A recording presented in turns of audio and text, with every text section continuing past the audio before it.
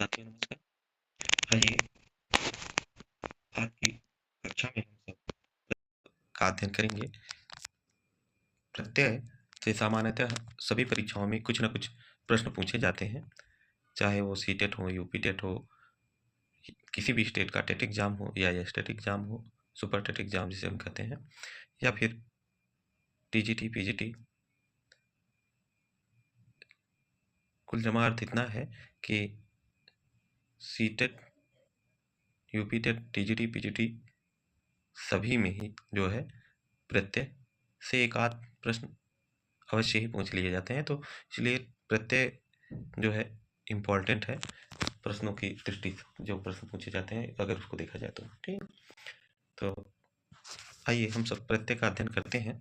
सबसे पहले यह जाने प्रत्यय है क्या। प्रत्यय जो है प्रत्यय क्या है? प्रति उपसर्ग पूर्वक अय धातु से अच प्रत्यय है। अच क्या है? प्रत्यय के योग से बना अच। प्रति अय अच, ये इसका जो है आपका रूप है कि मतलब कैसे निष्पन्न हुआ है। अगर पूछे कि प्रत्यय बना कैसे है, तो प्रति उपसर्ग पूर्वक अय धातु के योग से अच प्रत्यय मिलाकर जो है प्रत्यय बना है शब्द। ठीक, प्रत्यय शब्द बना है। अर्थात प्रत्यय का तात्पर्य क्या होता है? प्रत्यय अर्थात जो वर्ण समूह किसी धातु या शब्द के अंत में जुड़कर नए अर्थ की प्रतीत कराते हैं, उस वर्ण समूह को ही क्या कहते हैं? प्रत्यय। प्रत्यय कहते किसे हैं? एक ऐसा वर्ण समूह जो किसी धातु या शब्द के अंत में जुड़कर नया अर्थ बताए, उस वर्ण समूह को ही हम क्या कहते हैं? प्रत्यय। जैसे इसमें देखिए प्रति उपसर्ग है, अय धातु है और अच क्या है? प्रत्यय है। अच जो है आपका प्रत्यय है। ठीक, अच प्रत्यय में अच आपका क्या है? प्रत्यय है। तो यहाँ जो अच प्रत्यय है, इस अच प्रत्यय में जो है ये जो है शब्द क्या है? प्रति उपसर्ग है, अय धातु है, तो अच ही उपसर्ग है। यह अच जोड़कर क्या किया? एक विशेष अर्थ का निर्माण किया। तो इस कारण से जो यह वर्ण समूह है, वर्ण समूह यानी एक अकेला होता तो वर्ण कहता, अब दो वर्ण हैं तो दो वर्ण मिलकर क्या हो गए? वर्ण समूह ही कहलाएंगे। इसलिए अच जो ये है, ये क्या है? एक वर्ण समूह है। ये अच जो है वह एक वर्ण समूह है। ठीक, अब ध्यान दीजिए, मुख्य रूप से प्रत्यय अगर पूछे तो कितने प्रकार के होते हैं? दो प्रकार के होते हैं। प्रत्यय मुख्य रूप से दो प्रकार के होते हैं। पहला कृदंत, दूसरा तद्धित प्रत्यय। अब कृत प्रत्यय या कृदंत प्रत्यय कौन से होते हैं यार, और तद्धित प्रत्यय कौन से होते हैं, उन पर विशद चर्चा हम करेंगे। तो सबसे पहले हम अध्ययन करते हैं कि धातुओं में जो प्रत्यय लगते हैं वो कौन से प्रत्यय हैं। धात्विक प्रत्यय जो है वो कौन कौन से हैं, उनकी चर्चा कर ले रहे हैं। देखिए, धातु के क्या होगा?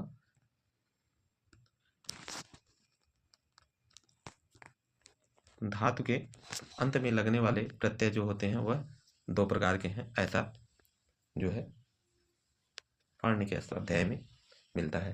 देखिए, पहला क्या है? धातु से लगने वाला प्रत्यय कृत प्रत्यय है। कृत प्रत्यय में कृत्वा, ल्यप, तुमुन, तव्यत और अनियर आदि प्रत्यय जो है वो कृत प्रत्यय है। और तिंग प्रत्यय तिप, तस, झी आदि जो है वो क्या है? तिप, तस, झी से लेकर जितने भी 18 प्रत्यय हैं, ये सब क्या है? तिंग प्रत्यय है। ठीक, शब्दों से जो प्रत्यय लगते हैं, शब्दों से लगने वाले जो प्रत्यय हैं उन्हें हम क्या कहते हैं? वे नंबर एक सुप प्रत्यय और दूसरा स्त्री प्रत्यय, तीसरा तद्धित प्रत्यय। तो देखिए, शब्दों से लगने वाले जो प्रत्यय हैं उन्हें हम क्या कहें? उनमें कौन कौन से हैं? शब्दों से लगने वाले प्रत्यय में सुप प्रत्यय, स्त्री प्रत्यय और तद्धित प्रत्यय है। सुप प्रत्यय के अंतर्गत सु, औजस, अम और षष्ठ, अभ्याम, विष इत्यादि जो है 21 जो है ये सुप प्रत्यय कहलाते हैं। और टाप, डाप, डींग, डीस आदि ये सब क्या है? स्त्री प्रत्यय हैं। और मतुप, अणि, इन आदि जो है ये क्या है? तद्धित प्रत्यय है। ठीक, तो ध्यान दीजिएगा, स्त्री प्रत्यय में टाप, डी, डीन, डीन्स, ये जो है क्या है, स्त्री प्रत्यय है। और तद्धित प्रत्यय मतुप, अण और इन आदि। आदि का मतलब और भी बहुत है, पर सबका नाम लिखा नहीं जा सकता, तो जो है इस कारण से संक्षेप में ही बता दिया जा रहा है। ठीक, देखिए अब बात आती है कृत प्रत्यय और तिंग प्रत्यय। हमने जाना कि धातु के अंत में लगते हैं। मुख्य रूप से प्रत्यय दो प्रकार के हैं, कृत प्रत्यय और तद्धित प्रत्यय। कृत प्रत्यय धातुओं के अंत में लगने वाले दो प्रकार के, एक कृत प्रत्यय, दूसरा तिंग प्रत्यय। और शब्दों के अंत में लगने वाले जो हैं सुप प्रत्यय, स्त्री प्रत्यय और तद्धित प्रत्यय। तो हम सब चर्चा करते हैं ये कृत प्रत्यय की। किसकी? कृत प्रत्यय की। कृत को हम कृदंत भी कहते हैं, कृत प्रत्यय को हम क्या कहते हैं? कृदंत भी कहते हैं। उसी तरीके से तद्धित जो है तिंग प्रत्यय या तिरंत भी कहते हैं। ठीक, तिंग से अंत हो जिसका उसे तिरंत, और कृत प्रत्यय से जिसका कृत से अंत हो उसको कृदंत कहते हैं। ठीक, ध्यान दीजिए कृत प्रत्यय के अंतर्गत जो है बहुत सारे आएंगे, हमने ऊपर अध्ययन किया संक्षेप में। तो कृत प्रत्यय के अंतर्गत जो सबसे महत्वपूर्ण है, सबसे पहले जाने कृत प्रत्यय की पहचान कैसे करेंगे। कृत प्रत्यय धातुओं से जोड़े जाते हैं। कृत प्रत्यय का प्रयोग कहाँ होता है? धातुओं में। और इनसे बने पद जो है उनको कृदंत कहा जाता है। कृत प्रत्ययों से तीन प्रकार के शब्द निर्मित होते हैं, अव्यय, विशेषण और संज्ञा। ध्यान दीजिएगा, कृत प्रत्ययों से जो है अव्यय, विशेषण और संज्ञा, ठीक, ये जो है तीन प्रकार के शब्द निर्मित होते हैं। जैसे त्वा प्रत्यय, ठीक, ये आरपीएससी जो लिखा है, ये आरपीएससी सेकेंड ग्रेड में का जो सिलेबस है उसमें त्वा प्रत्यय दिया है। ठीक, उस सिलेबस में पूछता है, यानी आरपीएससी सेकेंड ग्रेड में भी त्वा प्रत्यय से प्रश्न पूछे जाते हैं। ठीक, ये उसके जो सिलेबस है उसका उसमें है। ठीक, देखिए त्वा प्रत्यय लगता कहाँ है, कैसे, ठीक, इसका उपयोग करेंगे। देखिए जब एक ही कर्ता द्वारा एक कार्य की समाप्ति के बाद दूसरी क्रिया की जाती है तो समाप्ति क्रिया में त्वा प्रत्यय का प्रयोग होता है। ध्यान दीजिए, एक कर्ता होगा, कर्ता क्या होगा? एक कर्ता जो होगा वह क्या होगा? एक होगा। ठीक, ये चार जैसा दिख रहा है पर चार नहीं है। ठीक, कर्ता क्या होगा? एक होगा, कर्ता एक, और क्रिया क्या होगी? दो होती है, क्रिया दो होती है। कर्ता एक और क्रिया दो होंगी तो त्वा प्रत्यय में ध्यान दीजिएगा, त्वा प्रत्यय कहाँ लगेगा? जहाँ एक कर्ता हो और क्रिया दो हो। तो जो पहली क्रिया है उसकी समाप्ति हो जाती है और दूसरी क्रिया में जो है क्या होता है? त्वा प्रत्यय का प्रयोग किया जाता है। ठीक, इस प्रत्यय से बने हुए शब्द को पूर्वकालिक क्रिया कहते हैं। त्वा प्रत्यय से बने हुए शब्दों को हम क्या कहते हैं? पूर्वकालिक क्रिया कहते हैं। जैसे छात्रः पठित्वा गृहं गच्छति, छात्र पढ़कर घर जाता है। तो सबसे पहले क्या किया? वह पढ़ा, पढ़ने के बाद वह घर गया। ठीक, ऐसा नहीं है कि पढ़ते हुए जा रहा है, क्या कर रहा है कि पठित्वा यानी पढ़कर। तो पठित्वा में पठ धातु है। ठीक, पठित्वा में क्या है आपका? त्वा प्रत्यय। क्या होगा? पठ धातु होगी और त्वा प्रत्यय हो जाएगा। ठीक, ध्यान दीजिएगा, पठ धातु पठित्वा में पठ धातु होगी और ठीक त्वा प्रत्यय मिलकर क्या हो जाएगा? पठित्वा, पठित्वा। ठीक, ऐसा रूप बनेगा। तो यहाँ क्या हो गया रहा है? छात्र पढ़ रहा है उसके बाद घर जा रहा है। तो यानी एक क्रिया क्या हो गई? पूर्ण हो गई, और एक क्रिया की समाप्ति के बाद जो है दूसरी क्रिया हो रही है घर जाने की। ठीक, तो जो क्रिया समाप्त हो जा रही है, समाप्ति क्रिया में क्या होगा? त्वा प्रत्यय लगेगा। जो कार्य समाप्त हो रहा है उसी में जो है क्या होगा, त्वा प्रत्यय का विधान है। अब देखिए, जैसे छात्र पठित्वा गृहम गच्छति, इस वाक्य में क्या है, छात्र रूपी कर्ता जो है, छात्र रूपी कर्ता दो क्रियाएं करता है, पढ़ता है और घर जाता है। इन दो क्रियाओं में पढ़ने की क्रिया पूर्व काल में हुई है, अतः यह पूर्वकालिक क्रिया होगी जिसमें त्वा प्रत्यय लगकर पठित्वा रूप बना। ठीक, अतः त्वा पूर्णकालिक क्रिया है। त्वा क्या है, पूर्णकालिक कृदंत है। और त्वा प्रत्यय में देखिए, अब कहेंगे त्वा है, पठ धातु है, त्वा प्रत्यय हुआ तो का कहाँ गया, का जो शब्द है, का शब्द का जो है लसक व तद्धिते सूत्र है, उससे का की इस संज्ञा हो जाती है। का त्वा के का की लसक व तद्धिते, ये जो सूत्र है, इस सूत्र से इत संज्ञा हो जाती है। ये इत संज्ञा करने वाला सूत्र है। ला सा और का, ला और बड़ा सा और का की क्या हो जाती है, इत संज्ञा होकर लोप हो जाता है। यह सूत्र कहता है। ठीक, केवल जब का लोप हो जाएगा लसक व तद्धिते से, तो त्वा शेष रहता है। कुछ धातुओं में ईट का आगम हो जाता है तो इत्वा लगता है। ठीक, जैसे बालकः पठित्वा गृहं गच्छति, पठत्वा नहीं होकर पठित्वा। ठीक, बालकः पठित्वा गृहं गच्छति, तो इत्वा हो गया। यहाँ क्या हो गया, ईट का आगम हो गया। पठ धातु के बाद त्वा प्रत्यय लगाए तो ईट का आगम हो जाने के कारण पठित्वा हो गया। यहाँ क्या हो गया, पठ धातु में ईट का आगम होने के कारण त्वा प्रत्यय लगा है और इसलिए पठित्वा रूप बना है। ठीक, इसलिए क्या है, पठित्वा रूप बना है।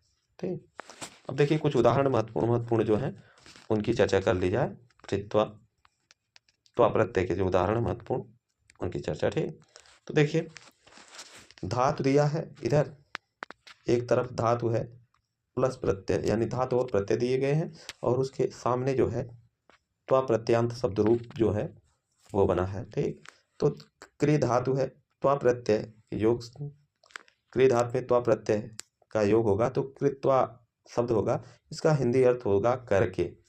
दा धातु में त्वा प्रत्यय के योग से दत्वा रूप बनेगा और इसका अर्थ होगा देकर। पा धातु में त्वा प्रत्यय लगाएंगे तो पीत्वा हो जाएगा, पीत्वा यानी पीकर। ठीक, अब यहाँ जैसे देखिए, यहाँ क्रिधात त्वा प्रत्यय कृत्वा दत्वा हो गया, लेकिन यहाँ पीत्वा हो गया, ई हो गया। यहाँ ई होने का कारण क्या है, ई जो है होने का कारण है कि इट का आगम, किसका, इट का आगम, इट आगम हो जाएगा। ठीक,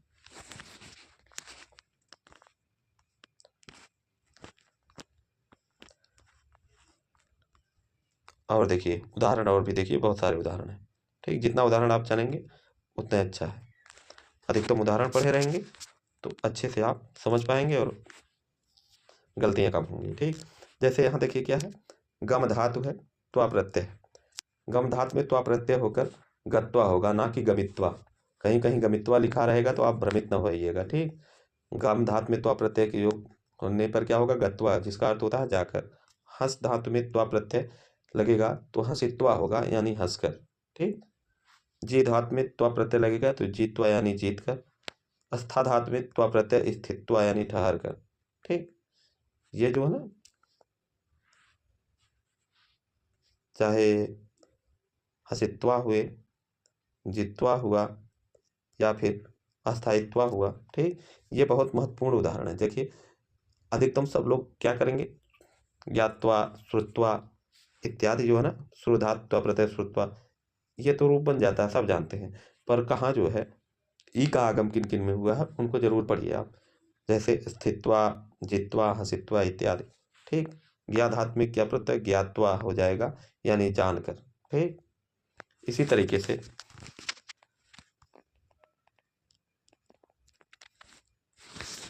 पत धातु है, कौन सी धातु है, पत धातु। ठीक, पत माने गिरना होता है तो पतित्वा हो जाएगा, क्या हो जाएगा, पतित्वा यानी गिरकर। स्ना धातु में त्वा प्रत्यय स्नात्वा हो जाएगा, स्नान कर। ठीक, दृश्य धातु में त्वा प्रत्यय होगा दृष्टवा यानी देखकर। देखिए दृश्य धातु हुआ दृश्य धातु जो हुई ना, ये वाली जो है बहुत इंपॉर्टेंट है। स्नात्वा हुआ, ये हुआ, पात्वा हुआ, सभी उदाहरण महत्वपूर्ण है। और लभ धातु में, पठ धातु में त्वा प्रत्यय हो जाएगा तो पठित्वा हो जाएगा। हमने एक उदाहरण बताया ही, सा पठित्वा गृहम गच्छति, वह पढ़ कर जाता है।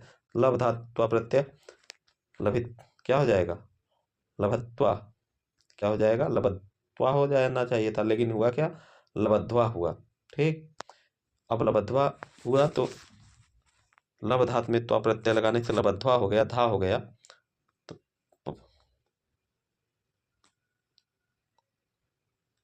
तो धा कैसे हुआ, अगर ये आप ध्यान देने लगेंगे तो उसके लिए आपको रूप सिद्धि पढ़नी पड़ेगी। तो रूप सिद्धि नहीं, बस सिर्फ इतना जानिए कि लभ धातु में त्वा प्रत्यय, रूप सिद्धि में काफ़ी समय जाएगा। और लभ धातु में त्वा प्रत्यय के योग से आप जो है लभित्वा ना होकर लब्धवा हो जाएगा। क्या हो जाएगा, लब्धवा। ये बहुत महत्वपूर्ण है, ठीक, ध्यान दीजिएगा। लब्धवा जो हो जाएगा ये ना, ये बहुत महत्वपूर्ण है। लब्धवा, लब्धवा यानी प्राप्त कर।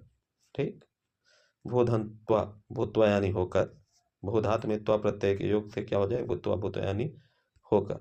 ठीक, इसी तरीके से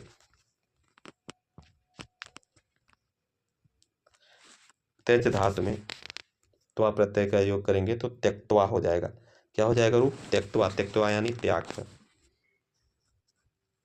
देखिए एक चीज आप ध्यान दे रहे होंगे, यहाँ त्यज में त्वा लगाएंगे, त्वा त्वा त्वा प्रत्यय में जो है अधिकतम जो है त्वा आपको लास्ट में कहीं न कहीं मिल ही जाएगा। ठीक, तो कथ धातु में त्वा कथित्वा हो जाएगा, कह कर।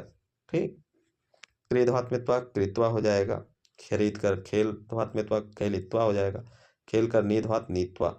ठीक, नी जो नी धातु है ये महत्वपूर्ण है। ठीक, त्यक्त्वा हुआ, नीत्वा हुआ।